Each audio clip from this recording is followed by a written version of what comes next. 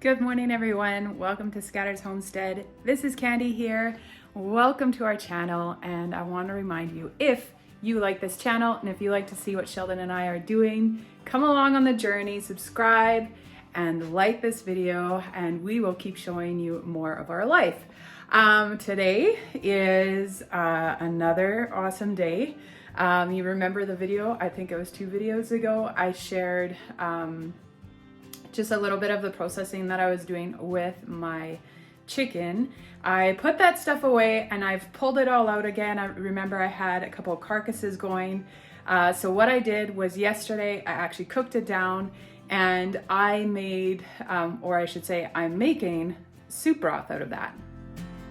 What I ended up doing was I actually believed that there was more that I could get out of it. I saw there was a lot of meat still on the bones, and I ended up picking away at the bones that were left, and this is what I got. Not bad. It's a nice bowl. I would say probably about 4 cups of meat left. So I'm just gonna leave that on the side. We could use that for like chicken sandwiches or something like that, but I think this will just be good that we can add some meat into the soup. I'm not the kind of person, I don't like adding the meat to my soup. I just like to have the broth and the noodles and some of the vegetables that I have in there. But I know Sheldon's different. He likes the meat. So I left that meat on there. But now I have chosen to take those bones that were left and I'm going to make a bone broth out of that. What I ended up doing was I put both carcasses with the skin and whatever meat I couldn't get off the bones. I put that under water yesterday and I had it cooked down for a bunch of hours in the slow cooker. That now has really given me an awesome broth that I wanted to make into chicken noodle soup. And so this is what the product looks like now. So we have, I've added onions and bay leaves, as you can see, and a couple spices. And this is just the broth. I think I said it last time that this chicken is like something that it's just a meal that just keeps on giving. If you use your creativity, you definitely can. And you have to be willing to get your hands dirty, literally dirty. I was picking through those bones and I've washed my hands 3 times and I can still feel the chicken grease on my hands. So if that stuff doesn't gross you out, it is worth it, because now what I'm gonna do is I'm actually just gonna make a bone broth out of that, and that I'm going to can immediately, and that is gonna go into my pantry.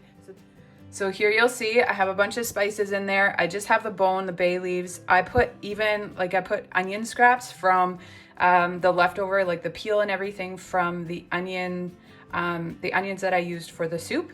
I put that in here, and now I'm going to cover this with water and I'm gonna let it cook down for a bunch of hours once again. Some of you might be wondering, why am I exhausting something like the chicken to that degree where I am going to attempt to make probably 6, 7, 8 meals out of 1 chicken or 2 chickens.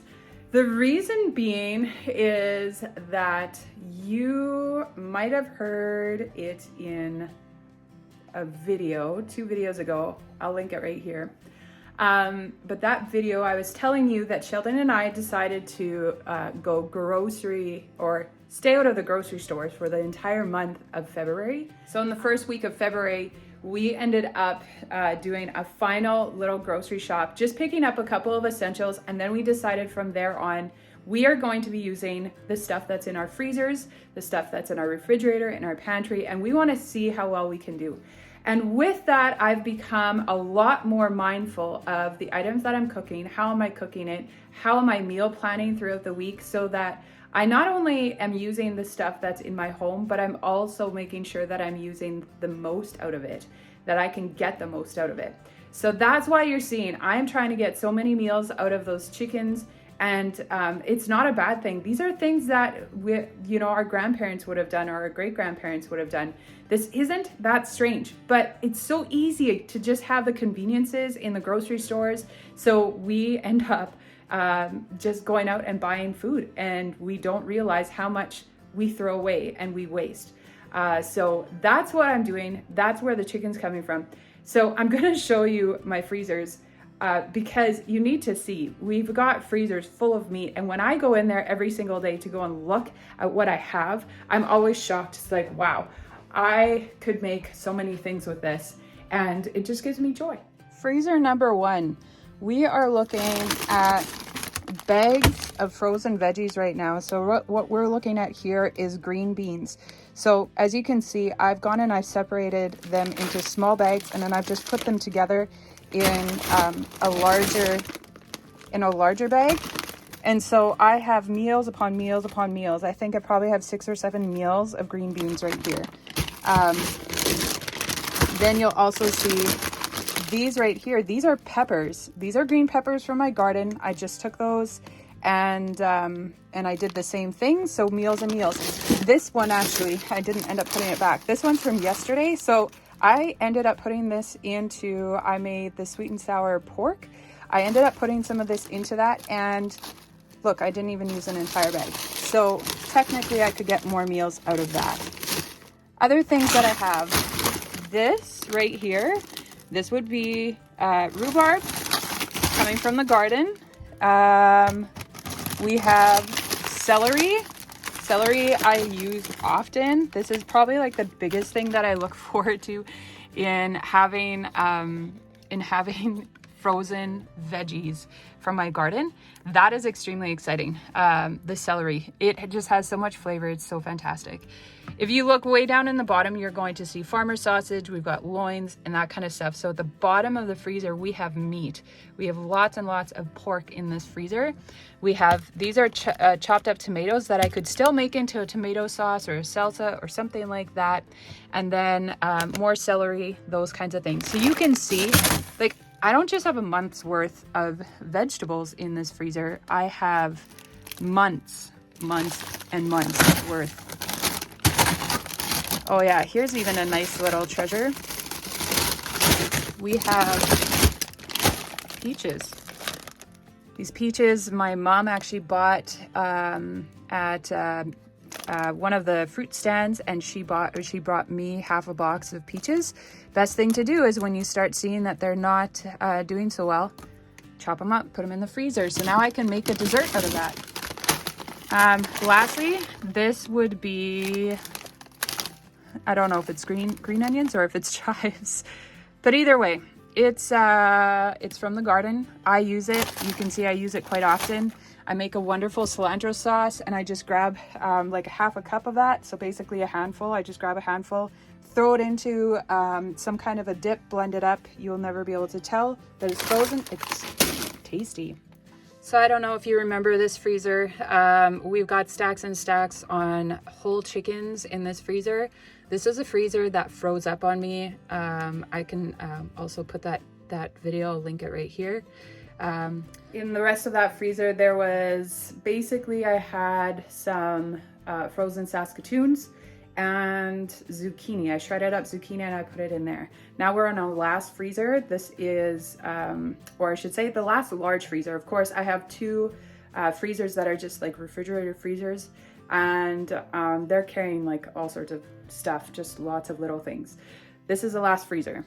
So in here you can see, that back there, that would be just ground turkey from Costco. We have some more greens. These greens, they look like they're done. But then we have like ribs, and we have loins and all that kind of stuff. More farmer sausage. We have carrots. I have 2 bags of carrots right here from the garden. I actually have another bag upstairs. I was just using it. Yeah, and so then there's a ground turkey. It's been a luxury for us to have 2 or 3 large freezers, so I haven't filled that one up, but guaranteed this year I'm gonna go above and beyond. Again, I want to grow and grow and grow the amount of food I'm putting in my freezers, and so I'm sure there's going to be a lot more in there. Here you'll see another item that I am using. We have a couple of these left in our pantry downstairs. We have spaghetti squash. We also have a lot of dried goods like flour. We have rice. We have all the products that I need so that I can make my own pasta, which I will be making for the chicken noodle soup. Things like that. I have a sourdough starter. I can make bread whenever I need to. And so we're pretty rich when it comes to those kinds of things. But I had somebody ask me a question. They emailed me and asked me a question about how am I making sure that we have fresh produce. There are always things like greens and berries and those types of things that you usually would like to have fresh. So I had a great question on that, and that's what I want to talk to you about today. So these are some of the things that I have planned to do to keep us going throughout the entire month. Right now I still do have greens. I have spinach in my fridge. I have spinach and lettuce in my fridge, but eventually that's going to run out. And so what am I going to do with that?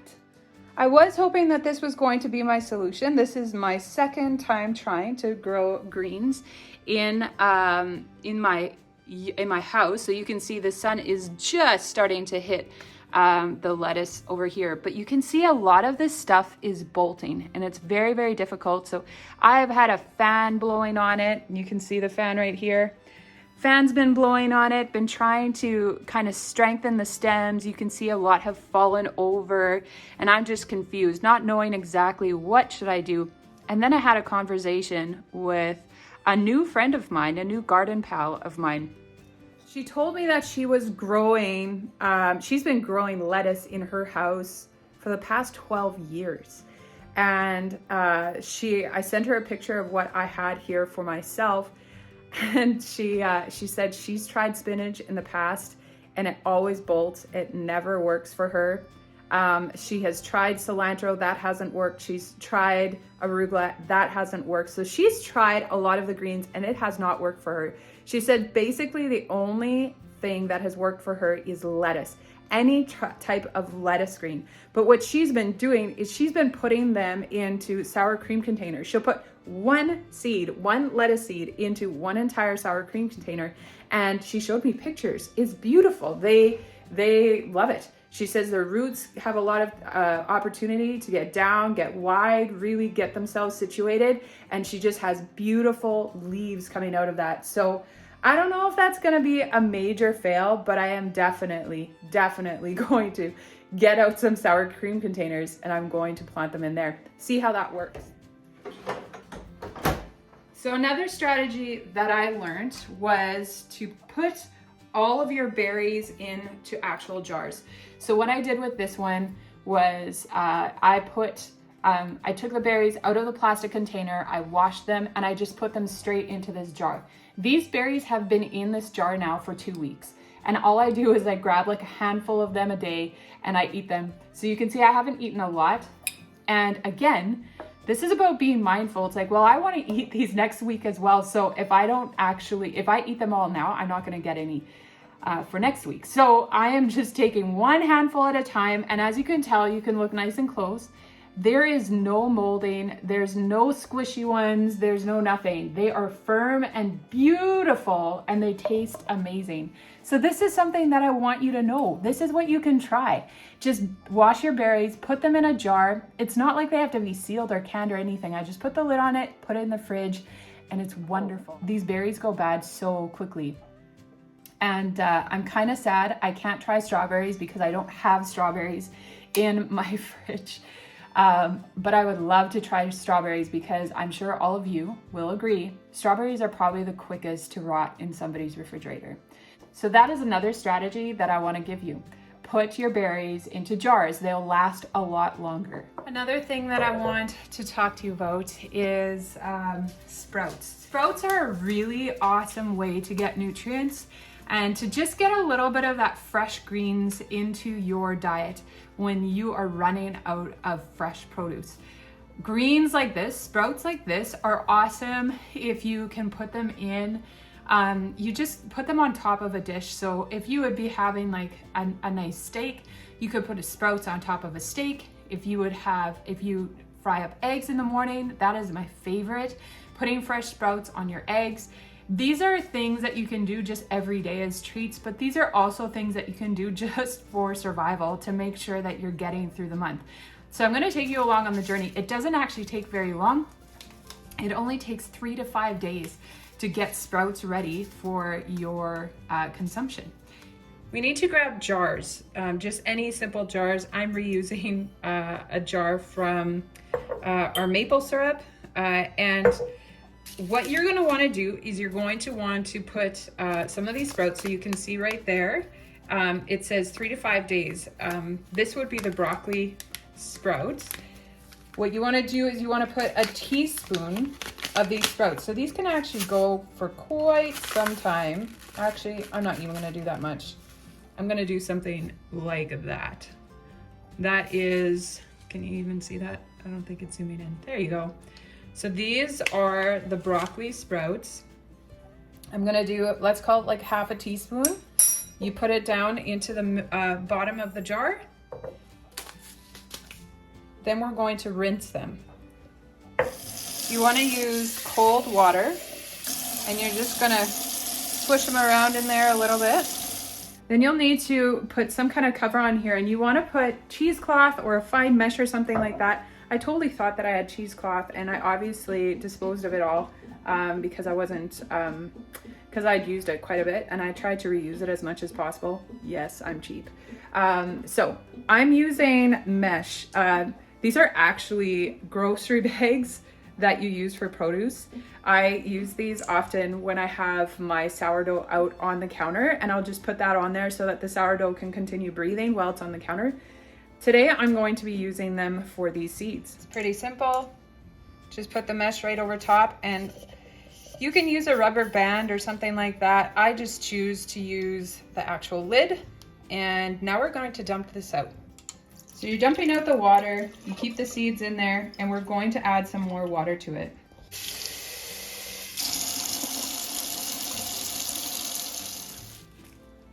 Now we're gonna do the same thing with the salad blend. So you can see those seeds, they do look different.